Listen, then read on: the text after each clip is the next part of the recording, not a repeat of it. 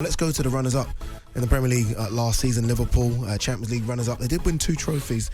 Everyone seems to forget that, the FA Cup and League Cup. The big news for them, I think, is Sadio Mane leaving. Will Darwin Nunez replace those goals that they're going to lose? Salah signed a new contract. Calvin Ramsey's come in to offer cover for Trent. Carvalho, you just heard there, is coming from Fulham as well. What do we make, Rory, of Liverpool's transfer business? I think they've coped very well. Like, losing Sadio Mane is something that should feel pivotal. It should feel almost impossible to recover from. Sadio Mane is an exceptional footballer, an elite level season, and somebody that should be irreplaceable. I feel like Liverpool have basically managed to find an answer to the problem, which is amazing. You know, signing Darwin Nunez is very clever. He likes to drift left. He kind of plays in that, you know, that Thierry Henry channel. Yeah. He likes to play out there. He can obviously operate through the middle as well, so that's going to be very beneficial. They started this new iteration of Klopp. They started it in January with the signing of Luis Diaz. Yep. I think that they are going to look incredibly strong yet again, and crucially, Mohamed Salah will be playing for Liverpool for the long haul. You know what I think gets forgotten in all of the Liverpool sort of striker conversation? Obviously, a lot of Mane and Diaz comes in. Jota got 20 plus goals last season in all competitions. I was actually, and it's almost like if I'm Jota, I'm a bit upset that Klopp hasn't put faith in me to be the main number 9 through the middle next season. Obviously, Darwin Nunez is coming to start. Jota, when Salah and Mane were away at AFCON, literally kept us in all competitions. I feel like he might feel a bit disrespected a little bit here. I think he's a very good player, Jota, but I think he is the answer to the Origi Minamino deficit, isn't he? He's that. You say that, but he played in that period where he kept Liverpool afloat. He kept them in the title race. Got some breaking news just coming to us here at talkSPORT. James Tarkowski has signed for Everton on a free transfer. The former Burnley centre-back has signed a 4-year deal at Goodison Park.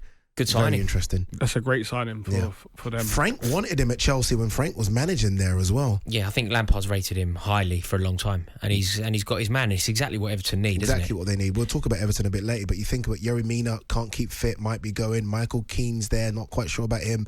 Young Ben Godfrey. They need experience at the back. They've got it. Everton are interesting, they're fascinating. We'll talk about them, but let's talk about Liverpool first. Sorry, Anton, what was you saying? I was saying that when Liverpool got back into the title race and they started becoming strong contenders, when Man City obviously blew everyone away. Yeah. It was when Mane and Salah were both at AFCON. Yeah. You know, so he played games then. Yeah. It wasn't come off the bench. He was starting games and carried Liverpool. Yeah, no doubt. He contributed massively to Liverpool's season, Diogo Jota. There is no doubt about it. I think he's a very good player who will contribute to their season again. But I also think that Klopp is probably correct. I probably think that he is an excellent player to have within your ranks, to deploy at the right time, who will score a big goal that could be pivotal in winning the league. He could secure you the 3 points that you wouldn't have got without him, and that could be what. If I'm Jota, I'm thinking of what you mentioned earlier about Calvin Phillips and Rodri. And I don't think Calvin Phillips will replace Rodri, but whatever. If I'm Jota, I'm thinking, okay, Nunez, you've come in.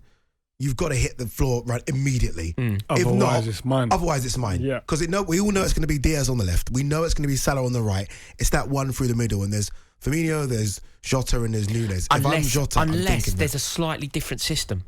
Unless there's a slightly different... I can't see it. What's the system you're thinking? I just think that the signing of Darwin Nunez isn't your archetypal number 9. He isn't going to play that Haaland role. He's going to be drifting more.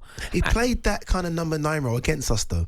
Yeah, I mean, I think he can do it. I think he can do it. And he's certainly got the physicality to do it. He's certainly got the frame and the presence. But I feel Big Verge said it.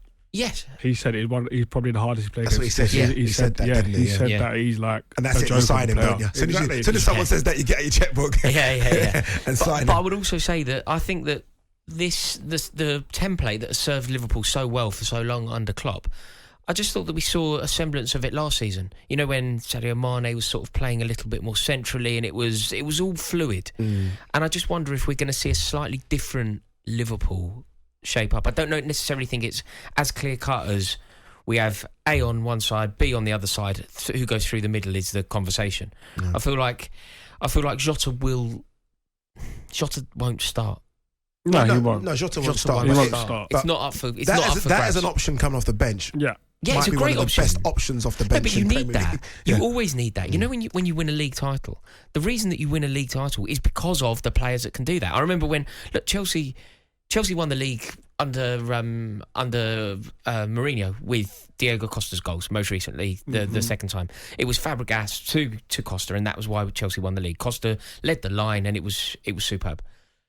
But it was Loic Remy who would come in and nick a goal here and there that actually secures you the league, because it's Loic Remy coming off the bench, turning a draw into a victory, which is why you win the league. And that is what Diogo Jota can do. It's exactly what Divock Origi has done so successfully for Liverpool, and you need players like that. They are worth their weight in gold. But this is why Klopp's a fantastic manager, because he manages people. And there's not a chance Diogo Jota will know what his position will be within that squad, whether he's playing or whether he's going to be that bit part player. He would know that, because the manager in Klopp will make sure he understands. So there isn't any stupidness that happens behind the scenes, because you know what it is. And if you are doing well, I'm not afraid of keeping you in there. But this is my guy. Yes. You know, and I think Klopp will make that very, very clear to Jota. Yeah, I think that there's never ever been any grumblings from that Liverpool dressing room, has there? Never. Under Klopp, it's one thing that you can say with certainty: they are all singing off the same hymn sheet. You see it at the end of games. You are right, but Liverpool have always had a starting 11, maybe a starting 13 in terms of those are the guaranteed 2 subs.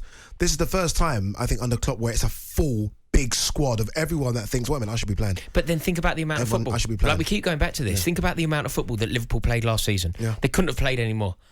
This season, they will aim to do something similar, and it's a condensed season, and there's 5 subs.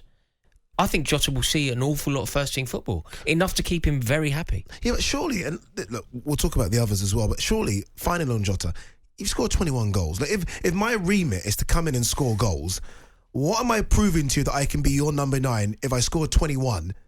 And that, like, I'm telling you now, if Darwin Nunez gets 21 goals this season, success. I'll take it right now. If that's what he is, and if Jota's got 21 goals in all competitions, surely that's enough to say to Klopp, you know what? He could be my man, him. 21! But football isn't strictly a meritocracy. Football isn't strictly a meritocracy. It's not you score goals, therefore you start. It's about how much do you contribute to the team. How there are so many other factors for Jurgen Klopp to consider when deciding on his first 11. It isn't simply, like Origi used to score massive goals, but you didn't ever really expect him to start. That's the thing about Origi. Never scored that many, though. This is the thing for me. Like, But he's got important goals, though. Very important. You remember him because they're important. Yeah. That's why Liverpool fans call him a legend, because he scored important goals. You know? But I think I get what you're saying, Rory. By the way, 15 in the league for Jota last season. It's 15. brilliant. There can't be more than 4 strikers that got that. It's brilliant. But we need to go back to the fact of a manager. I think in this day and age, when we talk about managers, we get so caught up in the tactical part of it, and are they good coaches and stuff like that.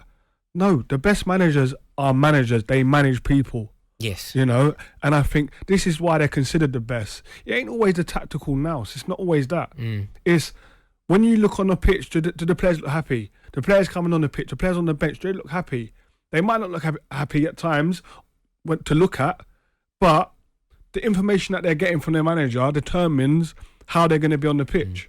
And maybe that's why he's had to trim the fat a little bit. Obviously, Divock Origi's gone, Minamino's gone, which surprised me a bit because I think he's a good striker as an option off the bench as well when things are going bad.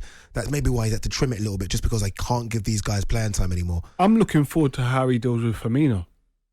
I love him. Yeah. They're also forward not to the that. level, Addy. They're also not the level. You know, Minamino, he isn't the level that you need to be to play for. This isn't saying that he isn't a good player. He's obviously a very good player.